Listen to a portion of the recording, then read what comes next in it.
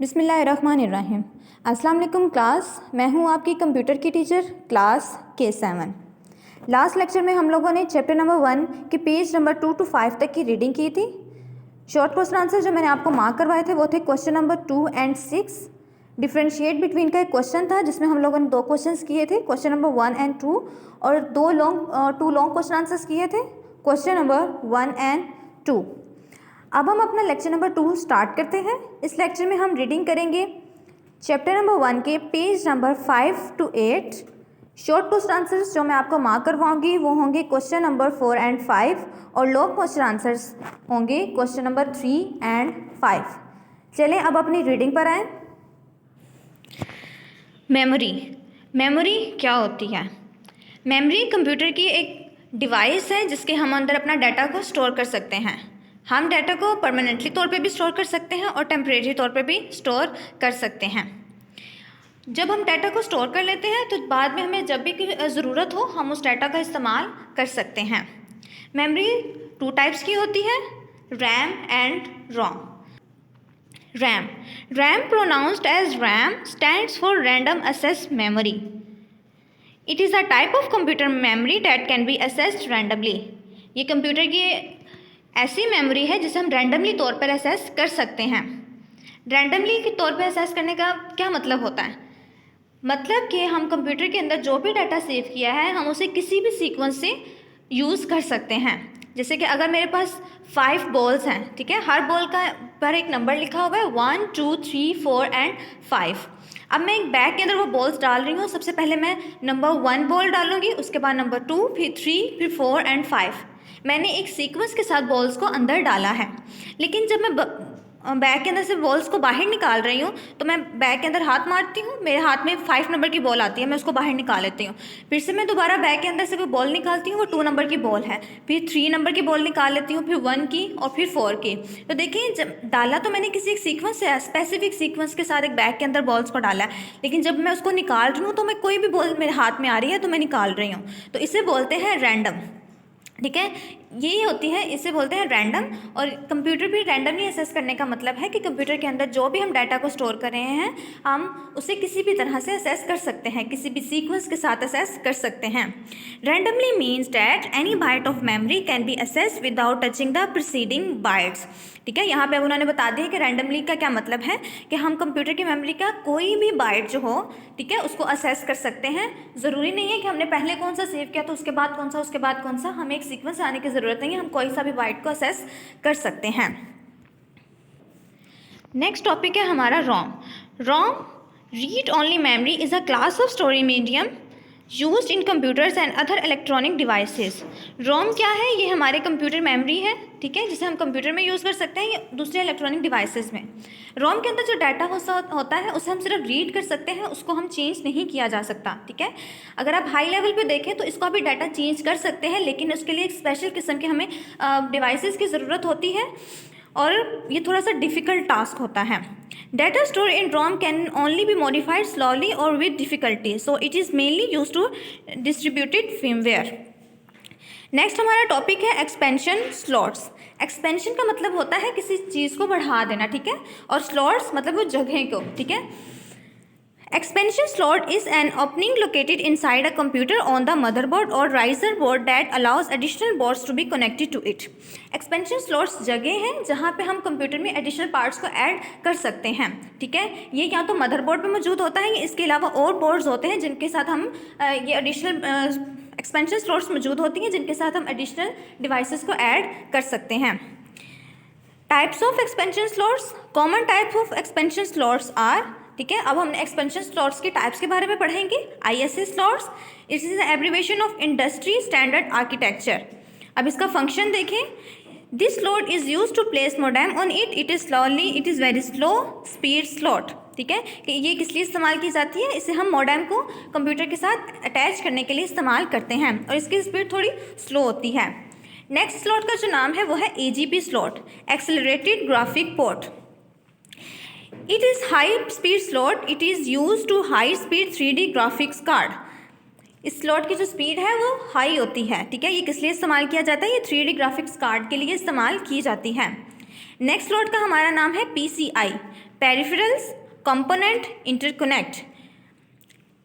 It is faster in speed as compared to ISA slot. It is used to place graphic card, sound card, modem and network card.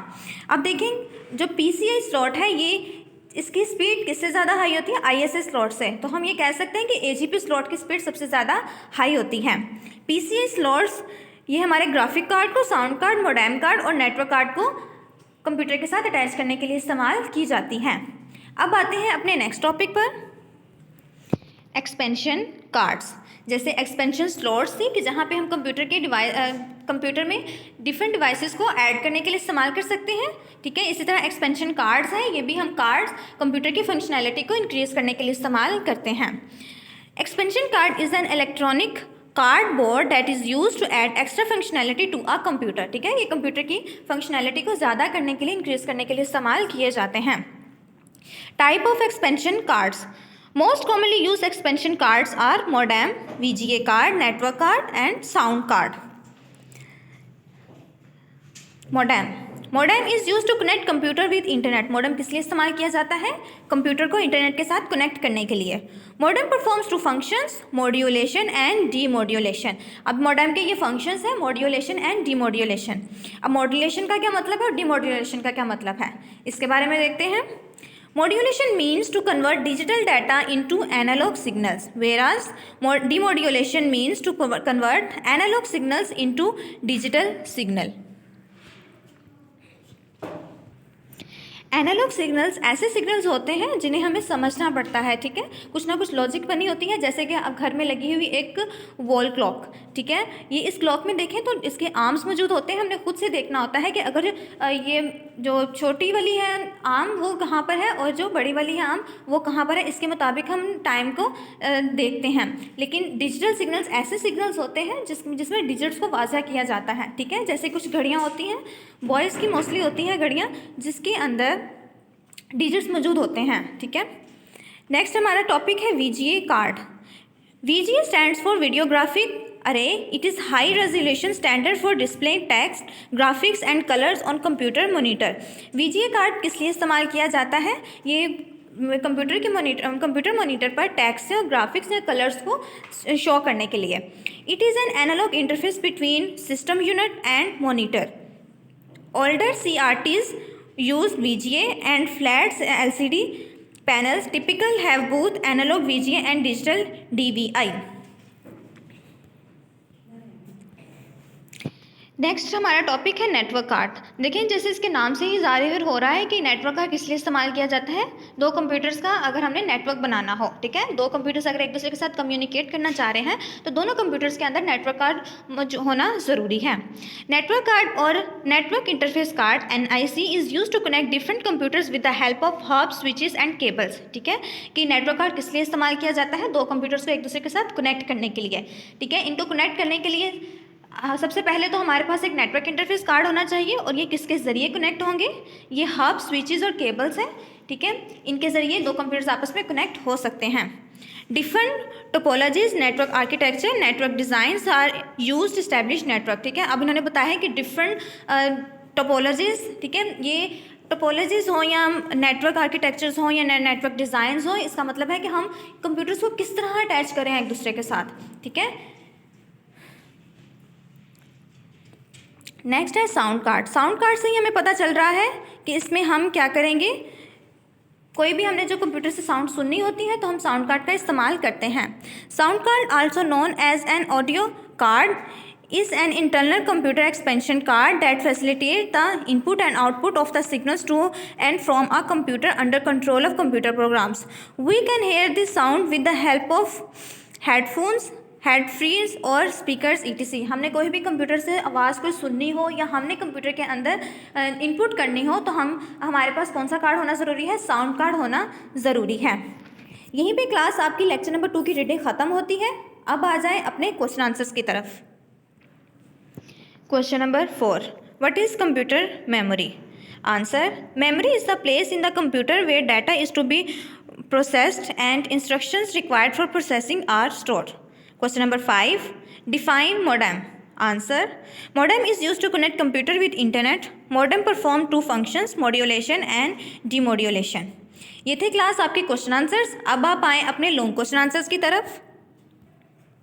Question number 3, define memory in list and define its parts. Page number 5 पर इसका answer मौजूद है। Memory is the space in the computer where data is to be processed and instruction required for processing are stored. Type of memory, there are 2 major type of memory, RAM, ROM. RAM pronounced as RAM stands for random access memory. It is a type of computer memory that can be accessed randomly. ROM, read-only memory, is a class of storage medium used in computers and other electronic devices. Question number 5. Why modem is called modem? Explain it. हम modem को modem क्यों बोलते हैं, इसके बारे में हमने explain करना है। इसका आंसर है पेज नंबर 7 पर। Modem is used to connect computer with internet. Modem perform 2 functions, modulation and demodulation. जैसे यहाँ पर मैं M और D को कैपिटल लिखा है और बाकी स्मॉल में लिखे हैं, आपने भी अपनी कॉपीज़ पर एज इट इज़ ही उतारना है। और सेम इसी तरह डिमोड्यूलेशन मैंने DEM को कैपिटल लिखा है और बाकी स्मॉल लिखे हैं, तो आपने इसी तरह अपनी कॉपीज़ पर लिखना है। Modulation means to convert digital data into analog signal, whereas demodulation means to convert analog signal into digital signals. यहीं पे क्लास आपका लेक्चर नंबर 2 ख़त्म होता है। हमने इस लेक्चर में रीडिंग की थी पेज नंबर 5 to 8 की। इसके अलावा शॉर्ट क्वेश्चन आंसर्स किए थे क्वेश्चन नंबर 4 and 5 और लॉन्ग क्वेश्चन आंसर्स भी किए हैं। जैसे मैंने आपको यहाँ पे स्क्रीन पर दिखाया है, एज इट इज़ आपने अपनी कॉपी पे करना है। इसी तरह आपने हेडिंग्स भी देनी है। ओके क्लास, अल्लाह हाफिज़।